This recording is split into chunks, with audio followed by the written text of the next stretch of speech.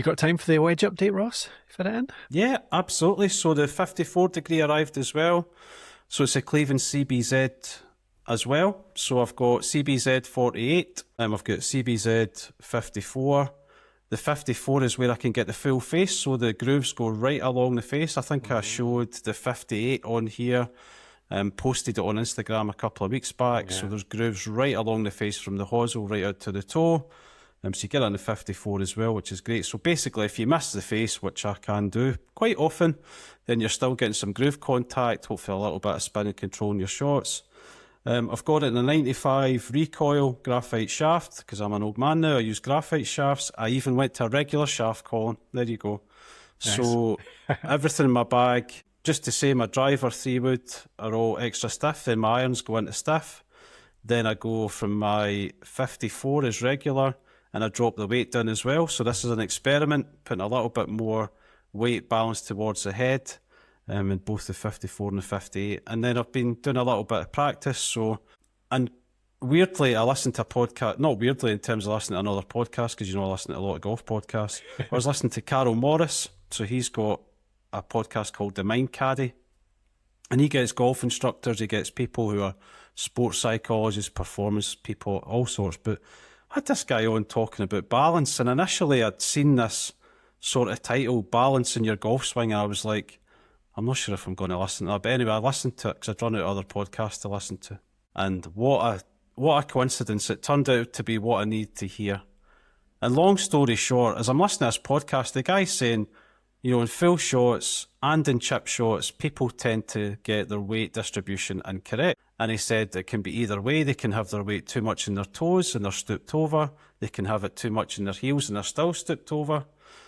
And he said if you can get the perfect balance, ideally 50-50 distribution between your heels and your toes, you'll find you strike the ball a lot better, and you have to get it in a better posture. And he said it takes care of so many things. I'm like, that sounds really interesting. I thought, one, I want to try that for my long game, but it was really resonating in terms of chipping. Because I'm like, I keep hitting chips out the toe, and I cannot figure out what it is. I do it when I'm doing left below right, I do it when I'm gripping normally. I change my grip, I go baseball grip. Sometimes I hit it at the toe. I normally hit out the toe more often than anything else with my little chips, and probably up to 30 yards, right? So it gets on the practice of my new 54. I'm like, right, out the gate, we're going to try this thing, getting my weight distributed properly between my heels and my toes. I did it, first strike, straight out the middle of the club. I'm like, yep, something in this.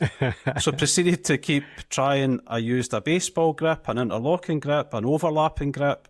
I used my cat-handed left below right grip, and I basically hardly missed the middle of the face. My posture was better because I was focused. So go back. What's the cue on that? What do you think about when you're trying to get that right, like in terms of your weight distribution? The guy gave a really good description. So, and hopefully I'll do a decent job of it. So basically, when you're standing addressing the ball, rock your weight back the way towards your heels to feel as if you're fully on your heels, right? You can't go any further. You're almost going to fall over, basically. Then do the opposite towards your toes. And he's like, just go back and forward until you feel like you're in the midpoint. And they said, actually, what will happen is if he put you on measuring plates, he said, you might turn out to be 70-30 toe to heel. But he said, what I'm looking for is not 50-50. Well, I've said 50-50, but that's all perceptual, really. It's going to be what you think 50-50 is. Because, of course, you're sort of bent over a little bit. You've got a golf club in front of you. It might turn out as 65-35 weight distribution, and it could be one way or the other. But he said, if you can work on that and get it to a point where you really feel balanced, and that's the key thing, if you truly feel balanced, he said, you'll find this difference in your ball striking. And he said he's done it with elite tour players, he's done it with beginners. He said it's phenomenal. You change a very, very simple thing in our setup. And he said he actually had an elite player, a college player who was helping to coach. His wife's a college coach. I think he's like a PhD in physics or something, right? So he does this as a side gig, doing all this measurement stuff, and you can imagine what he's up to. And his wife said to him, I've got this college player, she's basically got the shanks under pressure. And she's like, can you take a look? Can you help her? And he said he got her in on the force plates, and pretty much he said she did this wonderful swing. She's just flushing it into this net, and then suddenly out of nowhere comes a shank. And she's like, oh my God, you know the reaction you get when you have a shank. It's like, it's horror. And he goes, right, hit another few balls.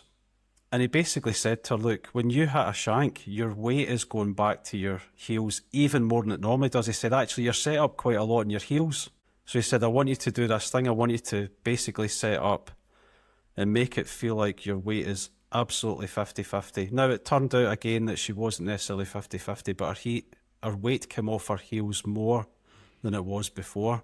And he said she's absolutely flushing it. So she's gone through like an hour through the bag, absolutely drilling it. And he said, just to wrap up, I want you to do something. I want you to go and feel like you're on your heels again.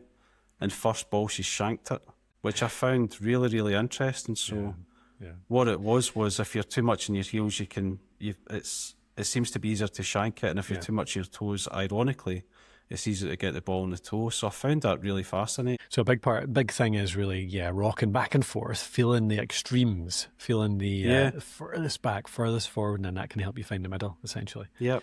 And lock it in there. Nice. That's good. I like that. I'll go and try that as well.